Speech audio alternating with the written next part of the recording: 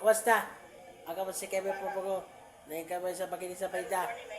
Ganito, magkikigas siya Vice President Sara Duterte. Senior citizens na ngayon kung ano nangyari. Matindi. Talaga magigipin. Oppression, abuse, and greed. Sabi ng mga nangyayari.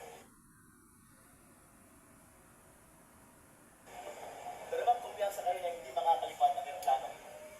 Wala akong confidence sa kahit ano ngayon, sir, kasi nakikita ka natin kahit ang ating officers sumusunod sila sa mga legal orders. So, kahit kita niyo naman yung mag-file ng impeachment kahit walang basihan. Any final words lang?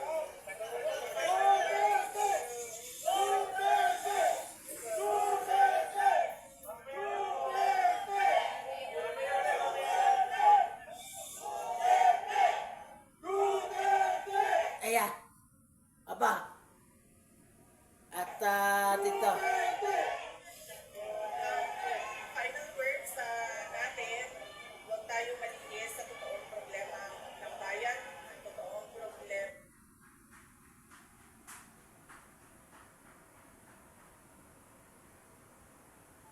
ay ang presyo.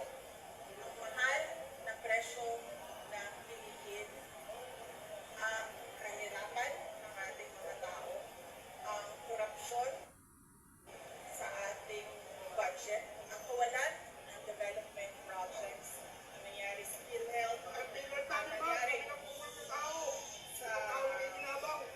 ngayon na tila ba we are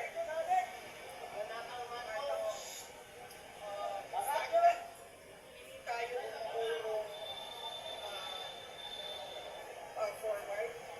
Nandito lang tayo nakatayo at walang nangyayari sa bayan, walang nangyayari tungkol sa kahirapan.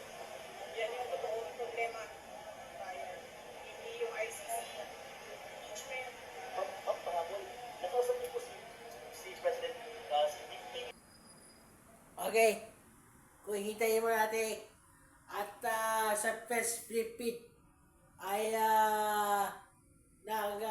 ito ay mula sa Media News 5 at dito supali kayo sa dito ginagay ko sa dito sa Kapatmiran sa Kusakari.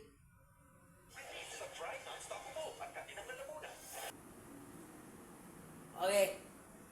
Ilaga sa dito. Sa Palasyo Malagaya. At dito. Nandiyan na media. At ito. Dito. Nasa dito. Nasa dito. Mga sa media. At ito. Abangan si Sires na interview si President Bongbong Marcos yung gawin sa mga isabi niya. Ang kamusta kayo mag-propaganda reporting and God bless.